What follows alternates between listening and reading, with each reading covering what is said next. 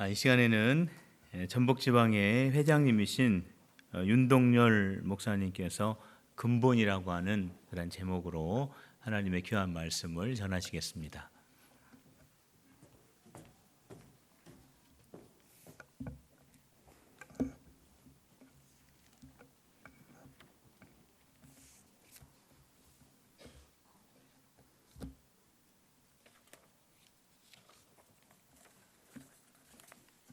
할렐루야.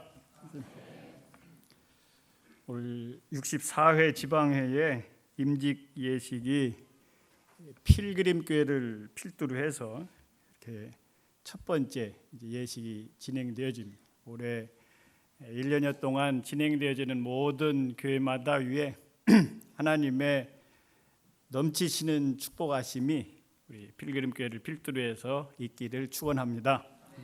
특별히 오늘 권사로 또 안수 집사로 받으시는 모든 임직자에게 하나님의 크신 사랑하심이 더하기를 소망하면서 또 오늘 또 임직 받으시는 분들이 많이 계셔서 말씀의 시간은 가능한 한 짧게 가지지 않아야 될까 생각이 되어집니다. 그래서 바로 본론으로 들어가야만 이 숫자가 만만치 않아서 바로 끝내지 않을까 싶습니다. 베드로전서 1장 9절에 보면 믿음의 결국은 영혼 구원을 받음이라고 그랬습니다. 부귀영화도 아니고 소원 성취도 아니라 영혼 구원이라고 했습니다. 짧은 목회 경력이지만 목회하면서 목회란 무엇인가 생각하게 됐습니다.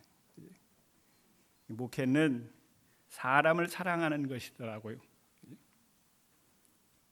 다른 기술적이고 다른 명예를 쫓는 것이 아니고 살아가는 수단으로 쓰여지는 것이 아니라 사람을 사랑하는 것이다 라고 하는 것을 30여 년의 목회를 통해서 깨달았습니다.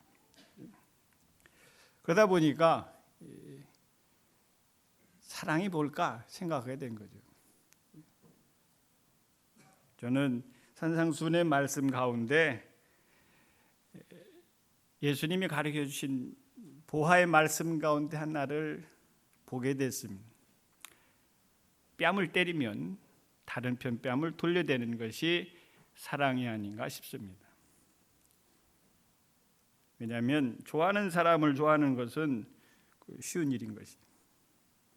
정말 우리가 내 뺨을 때리는 사람에게 다른 뺨을 돌려댈 수 있을까라고 하는 것입니다. 이것이 사랑이거든요.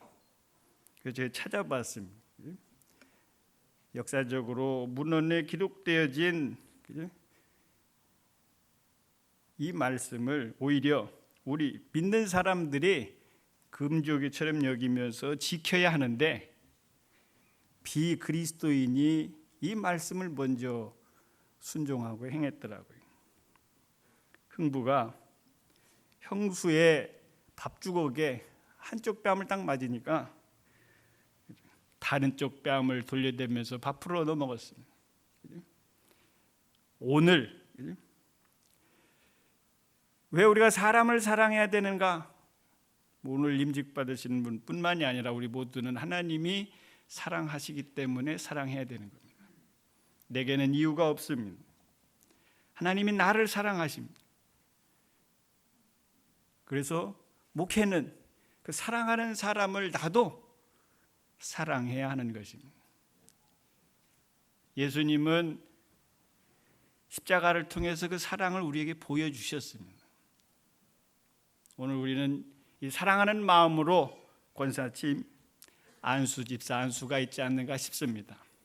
사랑하기 때문에 특별히 다른 모습으로 서기 위해서 오늘 이 자리까지 오지 않았나 싶은 것입니다. 바라기는 그 마음이 변치 않고 끝까지 사명 감당하는 그 순간까지 나아가기를 원합니다. 그래서 새롭게 변화되어지는 필그림 교회가 되기를 원합니다. 새로운 하나님의 은혜와 사랑하심을 힘입는 필그림 교회가 되기를 소망합니다. 문제는 이 사랑을 이렇게 설명하고 사랑이 이런 것이다라고 말을 못하는 데 있는 것이 아니라 정말 내 안에 사랑이 있는가라고 하는 것입니다. 사랑이 있습니까? 사랑하셔서 오늘 권사로 직분을 받기 위해서 이 자리에 있습니까? 안수 집사로 안수 받기 위해서 이 자리에 있습니까?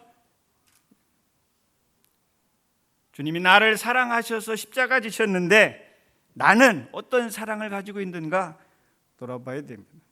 난 정말 사랑을, 이게 엄청나게 부담되더라고요. 뺨 따리는데 나도 이 뺨을 낼 만한 그런 사랑이 있는가. 저는 이 말씀이 걸리는 겁니다. 나름대로 목회하면서 깨달은, 목회는 사람을 사랑하는 것이다라고 얘기했는데 내가 사랑할 수 있는 자신이 없는 것입니다. 그래서 말씀을 통해서 깨닫기를 원하며 기도하고 있는 차제에 에스겔서 36장 말씀이 저에게 다가온 것이죠. 십자가의 사건을 그대로 그려준 말씀이 아닌가 싶습니다. 맑은 물로 나를 깨끗이 씻어주셔서 정결케 하신 것입니다.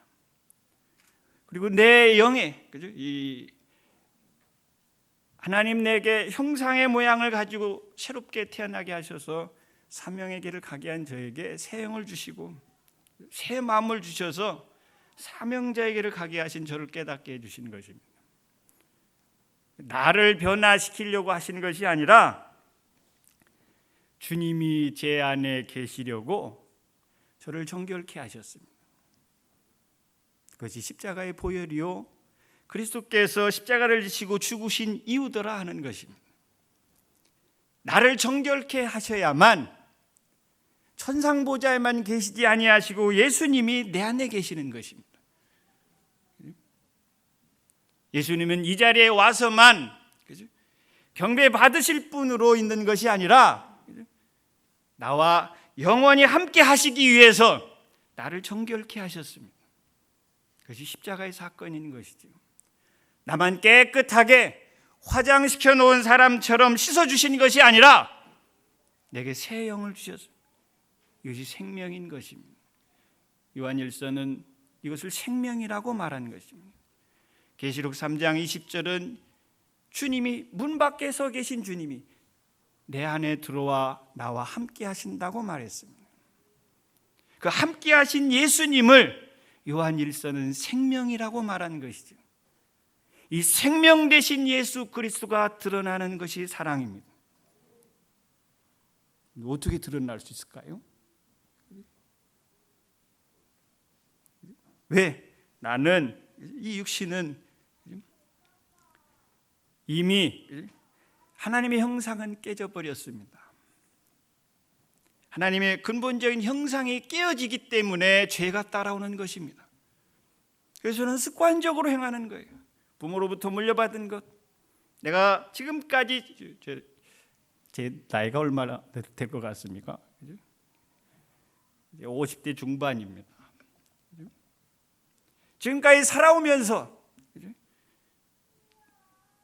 습관처럼 행해져 왔고 편하게 지내왔던 모습들이 드러나는 것입니다. 생명이, 내 안에 계신 생명이 드러나고 나타나는 것, 이게 뭘까?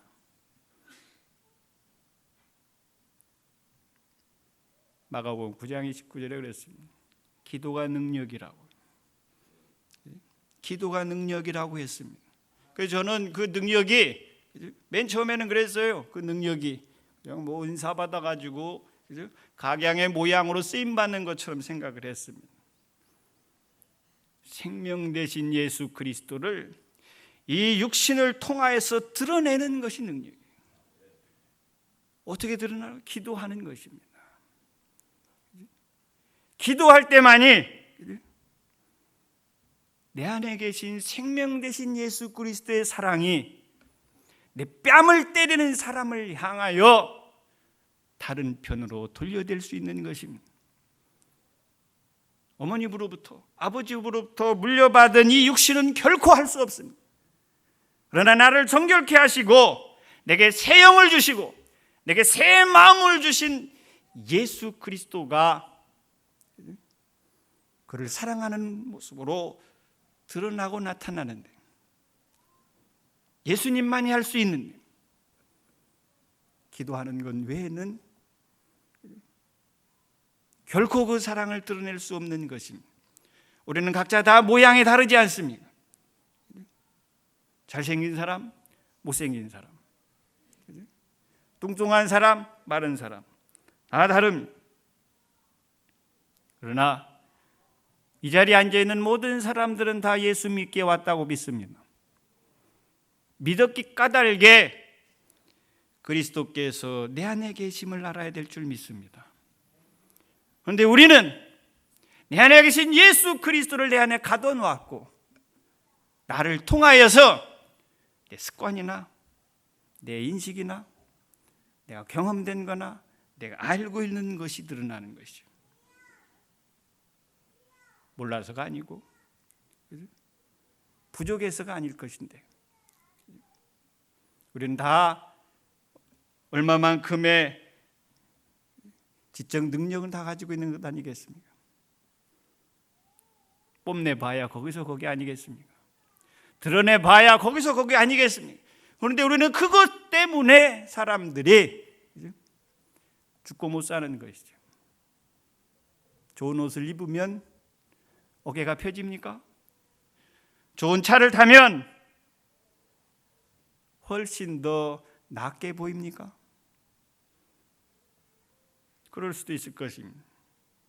그런데 생명 되신 예수 그리스도는 드러나지 못하는 것이죠. 주께서 내게 주신 이 귀하고 복된 은혜에 사랑하는 마음을 온전히 드러내기 위해서 기도해야 될 줄 믿습니다. 총회가 5월 달에 있으면, 우리 전국의 총회가, 그래서 저희 교회 협동목사로 있는 목사님이 서울신학대학에 근무하고 있기 까닭에 총회 장소가 서울신학대학으로 정해져서 전화를 했습니다. 총회 장소가 이렇게 정해져서 우리가 그쪽에 숙소를 정하려고 하는데 아는 곳 있으면 좀 했더니, 이런저런 얘기하는 가운데에 얼마 전에 우리에게 충격을 준 사건이 있었습니다. 목사님이 자녀를 때려서 죽게 하고 그 시신을 이불에 덮어서 방치했어요. 11개월 동안이나 그 사실을 숨긴 것이 학교가 발칵 뒤집혔어요. 얼마 전까지만 해도 같이 밥을 먹고, 얼마 전까지만 해도 함께 서로 농담도 주고받았던 사람의 모습이 아닌 것이죠. 그는 헬라어를 유창하게 한답니다. 그는 독일에서 공부까지 했고 학교에 와서 강의도 하고 있었습니다.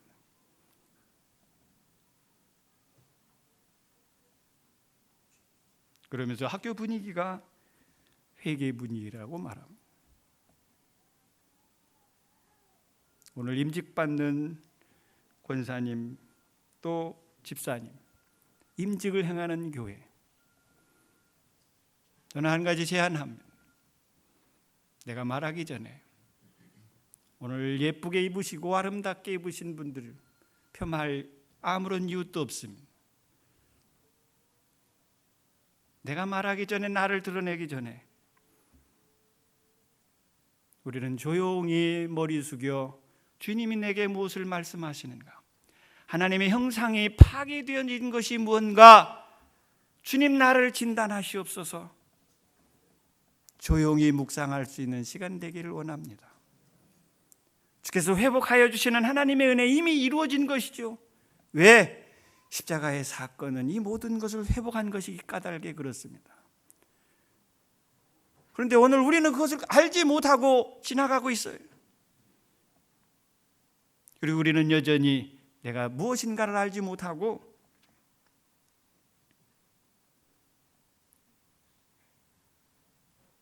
오늘 무엇 때문에 이 자리에 앉아 있습니까? 예식을 치르기 위해서, 나는 오늘부터 권사고, 나는 오늘부터 이 교회 안수 집사이기 때문에, 우리는 이 정도의 교세를 가지고 있기 때문에,